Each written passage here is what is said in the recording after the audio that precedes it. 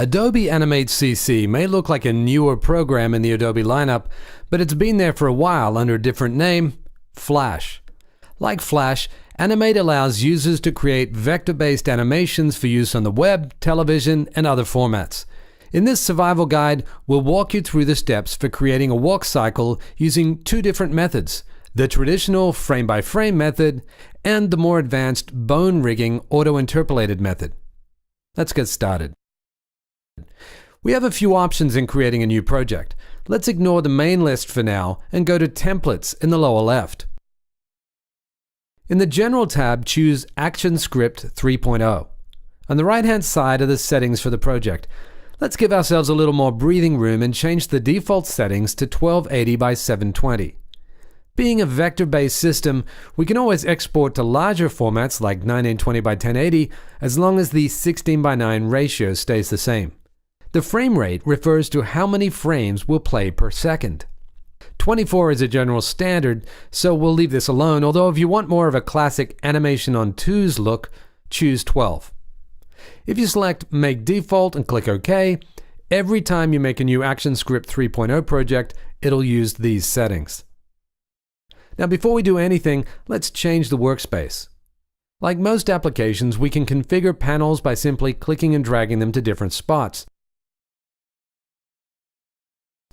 If you lose any panels or want to add more, just go to Window and add whichever panels you need. Once you've customized your workspace the way you like it, click in the top right corner and select New Workspace. For now, we'll simply select Animator, which will give us the settings we'll need throughout this tutorial and make it easier for you to follow along. Let's get familiar with this workspace. The main panel in the middle is called the Stage, which will display all our art. This is where we'll create our drawings and view the playback. Click here to adjust the stage magnification to make sure your canvas fits within the window. Either click the drop-down menu or type in a value. Move the canvas by holding spacebar and dragging the window around. Right above the stage is the Tool panel, which should look familiar if you have any experience with other Adobe products. Let's run through the basics. The first section contains your selection tools, which may look familiar if you've worked at all in Illustrator. These tools help you move objects around in the stage. The next section contains the drawing tools, like the pen, text, shape, and brush tools. Each of these tools will create vector images that can then be selected and distorted. We'll mainly be using the brush tool, but play around and see what the others do. Let's take a little break from the toolbar to look at the Properties panel to the right. As you switch between tools, the properties displayed will change corresponding to the selected tool. Here, we'll change the brush width a little.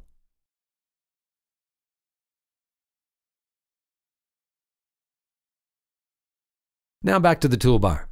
The next section contains the Bone tool, Paint bucket, Eyedropper, Eraser, and Line width editor.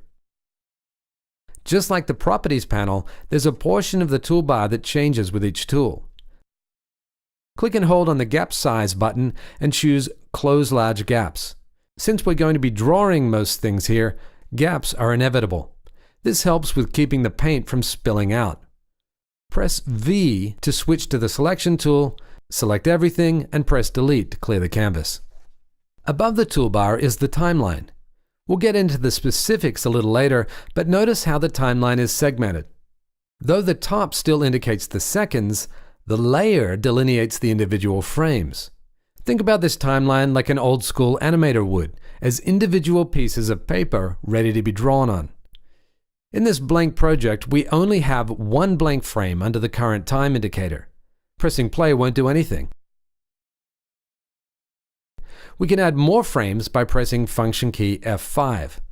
Now we can play through that segment, though since it's blank, there's nothing to show. Let's press B to switch to the brush tool and draw something on the stage.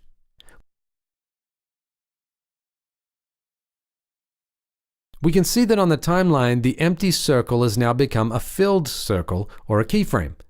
The bar on the timeline is a representation of how many frames a particular drawing exists, from the keyframe to the empty box. Again, we can duplicate frames with F5. We can also add another keyframe by pressing F6. Let's switch back to the selection tool with V, select our drawing, and drag it over to the right a bit.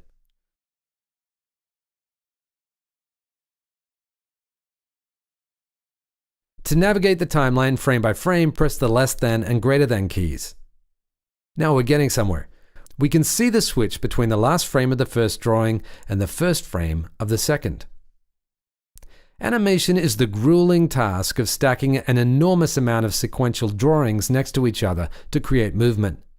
Now that we're familiar with the basics, let's get into the meat and learn how to animate a walk cycle. There are a few ways to tackle this, from traditional frame-by-frame animation to the newer technique of rigging and interpolating. But let's start old school. Let's quickly delete our rectangle layer and start from scratch.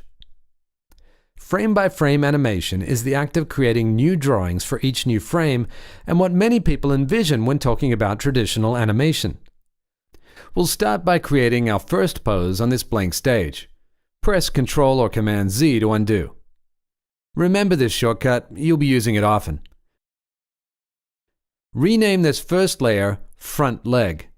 To help with organization, let's also create a new layer for the hip and back leg. Simply click this New Layer button, select the layer, and rename it Hip. We'll draw the hips on the hip layer and create one more for the back leg. Before we move on, let's set up a few things to help us along the process. First, let's color the two legs to help them stand out from each other. Press V and select the front leg. Now let's select a color from this color panel. As you'd imagine, color is a large part of animation, so let's spend some time here and explore some of the ways Animate helps us. Choose a color from the Color tab and click Add to Swatches. Now switch to the Swatch tab and see that the color we just picked is highlighted. The Swatches panel will be useful throughout the animation process, keeping a library of colors used in the drawing without having to constantly use the eyedropper. Let's take this one step further and create a tagged swatch. With the swatch highlighted, click on the Tagged Swatch button at bottom. Tag it Front Leg and click OK. Now we've created a new folder, a new palette, and a new tagged swatch. Folders and palettes are purely organizational and help with grouping together clusters of colors for characters' clothing, muted background palettes, or even just favorite shades of red, green, and blue. Tagged swatches, though, are special. Double-click back into the tagged swatch and change the color to red. Our leg is linked to this swatch, so any change made to it will immediately change the leg as well. Let's also change our foot's color to this swatch. This is a great tool for those of us who are immensely indecisive, giving the flexibility to change your mind on colors at any time. Not only will this work for multiple shapes, but throughout multiple frames as well. Now let's create a tagged swatch for the back leg by, again, choosing a color, adding to swatches, and clicking on Convert to Tagged Swatch.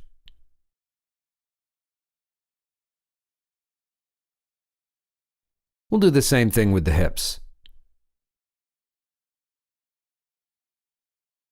We have one more step in setup before diving into the animation process.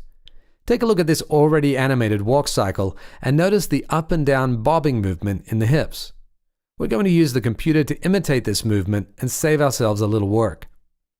We purposely started on the high point pose since it's the highest position the hip will reach and will make a good keyframe. Right-click the hips and click Create Symbol. Now, symbols are a bit tricky to explain, but ultimately, they're saved shapes that are linked to this library on the right. Much like tagged swatches, we can manipulate symbols and affect every instance immediately for consistency. Now, we'll dive deeper later. For now, just click OK. To help us see things better, let's turn off the visibility for the leg layers by clicking the dot under the eye symbol.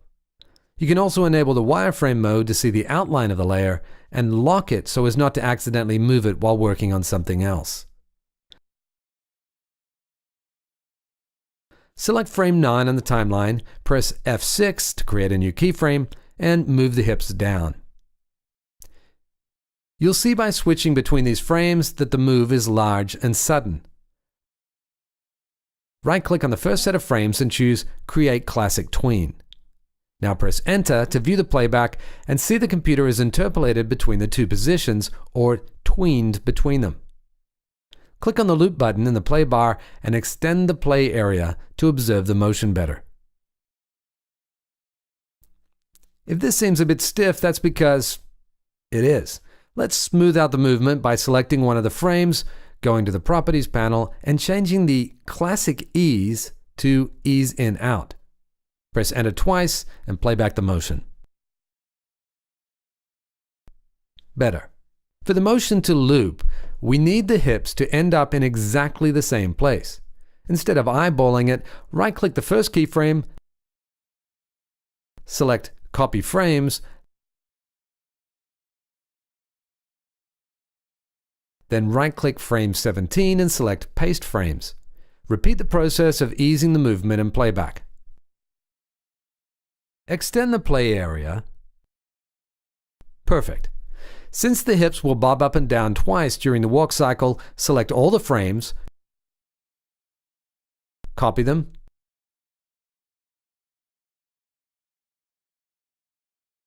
and paste.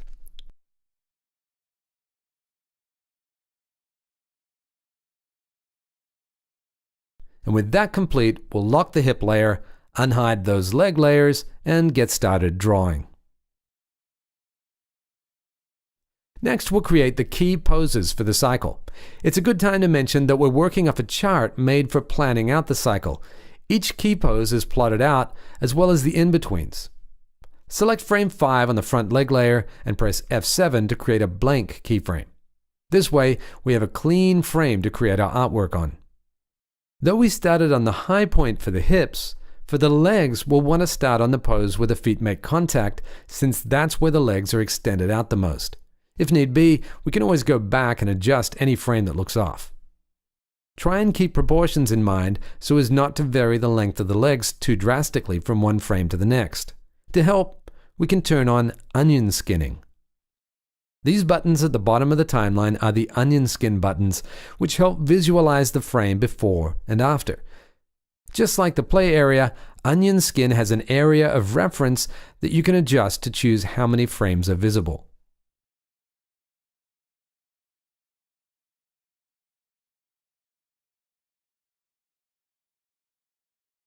Alright, now click on the front leg tagged swatch and draw the front leg position.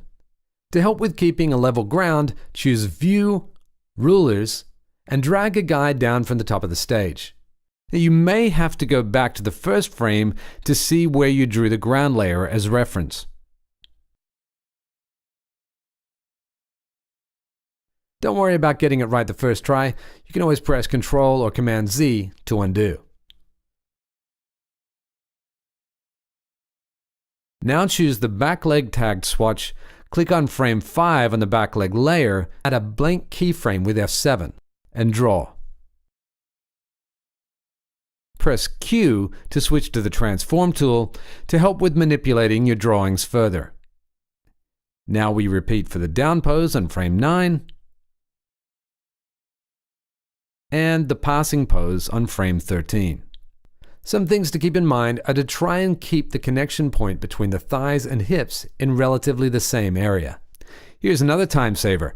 Notice our next pose is the high point pose again, just with the legs switched around. Instead of redrawing each leg, we can simply select and copy all of the back leg frames and paste them to the front leg layer, thus creating a loop. Now copy all the front leg frames and paste them to the back layer.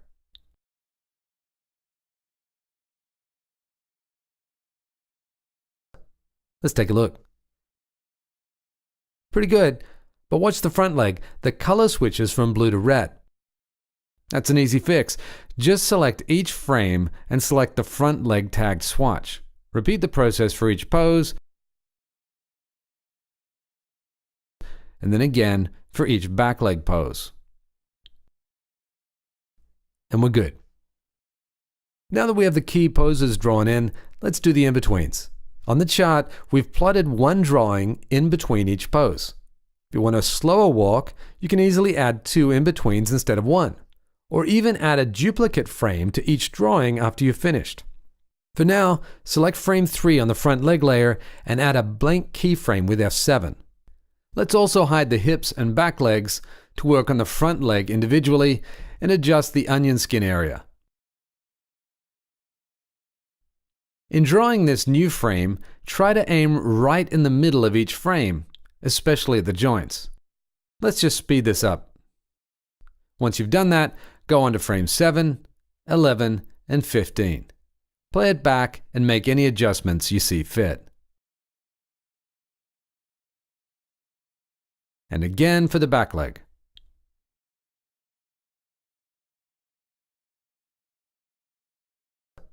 Let's take a look.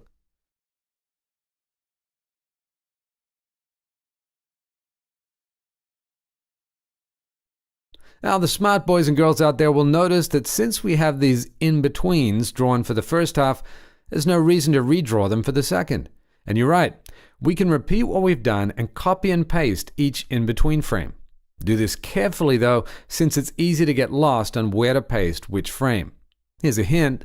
For this cycle, frame 17 is the halfway point, so frame 3 for the front leg would be frame 19 for the back. There's a whole lot of repetition here, so we'll just speed through this.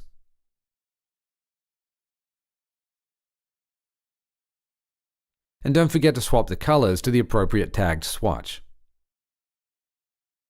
Now, this may seem labor-intensive, and it may be for these particular stick figure legs, but when you spend upwards of 5 to 10 minutes on each key pose for more elaborate animations, you'll be thankful for these time-saving workflows.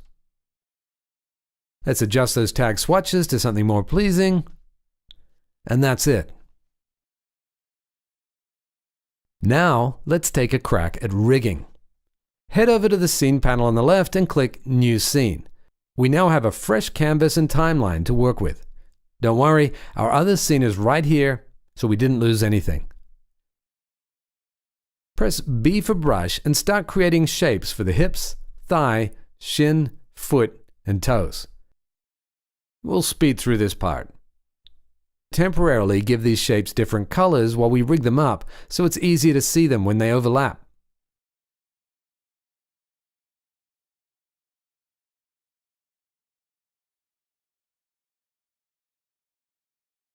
Great! Now we can select a shape and press F8 to convert it into a symbol. Do this for each shape. Alright, time for the bone tool. Select it from the toolbar or press M to switch. Clicking and dragging between the symbols creates a rigid limb. Clicking and dragging from the end point of a bone creates another connected segment, thus creating an arm-like structure. Bones cannot be made within a single symbol. Each bone must connect two separate symbols together. Also, notice that once we've created our bone structure, a new layer appears called an armature that contains all of our connected symbols. Now, our leg doesn't look so great, so let's press undo until we get back to just one layer. What we can do is arrange the legs so that the symbols overlap to make a cohesive leg. Press Q to switch to the Transform tool and move the anchor points to where the natural joint would be.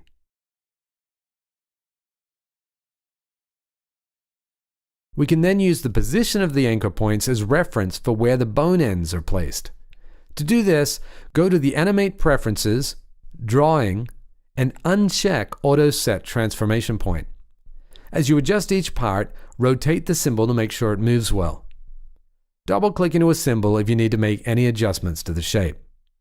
Don't worry if you start erasing other symbols, they'll pop back when you release the mouse button. That looks great, but there's a problem. There's only one leg on this rig. Select the leg layers, copy, then paste in place. Now there are two legs. How do we know? Well, if you peek at the library panel, it shows that there are two instances of the thigh, shin, foot, and toe symbols. Another way to check is to simply move one out of the way. One more thing, and this is to help avoid confusion between the legs.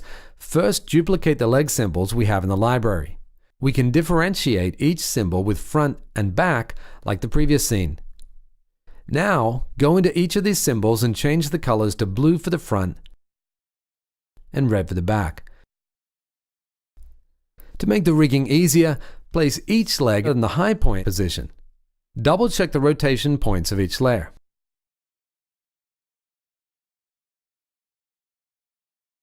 Great. Next, select the back thigh, right-click and choose Swap Symbol. Switch it from front thigh to back thigh so that the back leg becomes red. Continue this process for the rest of the leg.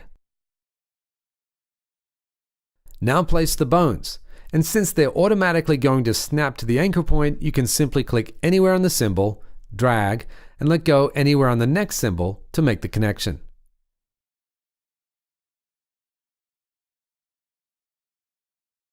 Make sure to arrange it so that the red leg symbols are behind everything. To do this, select all the red symbols, right-click and choose Arrange, Center Back.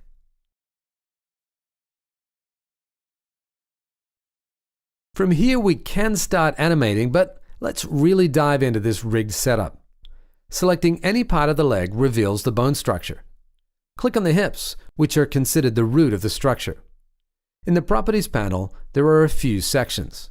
We'll focus on the ones that start with Joint. These are controls for how each of these points will move. Right now, only rotation is enabled, demonstrated here by the fact that we can't move the hips, only rotate them.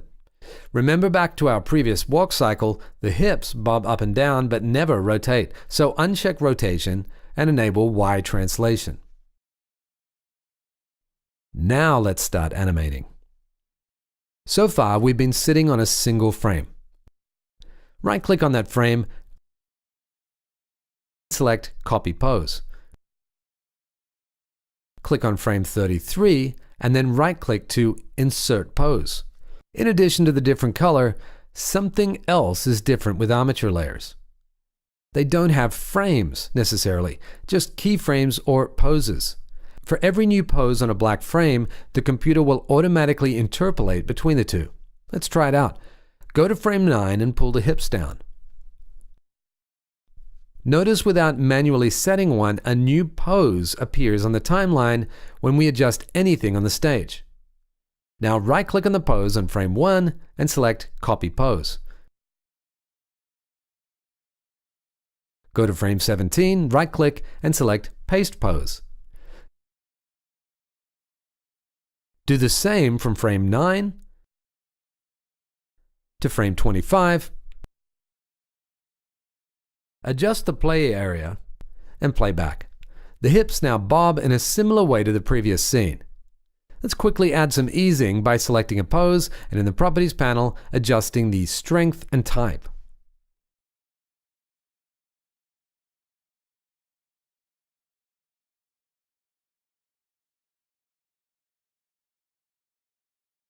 From here, you can start filling in the poses. Go to frame 5, match the legs to the contact position. The higher up the limb you select, the more precise movements you can make, so it's suggested you work from at least the shin down. Continue this process on frames 9, 13, etc.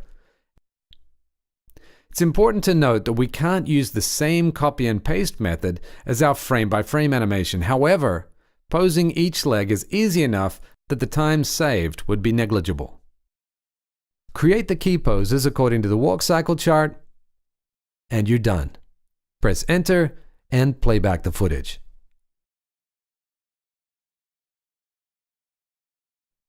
When you're satisfied with what you've created, click File, Export, and save your animation as a GIF or movie file.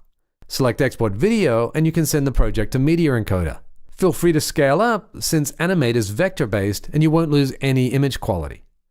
Select Export Image, and you can save your project as a JPEG or PNG sequence, or even straight to a GIF.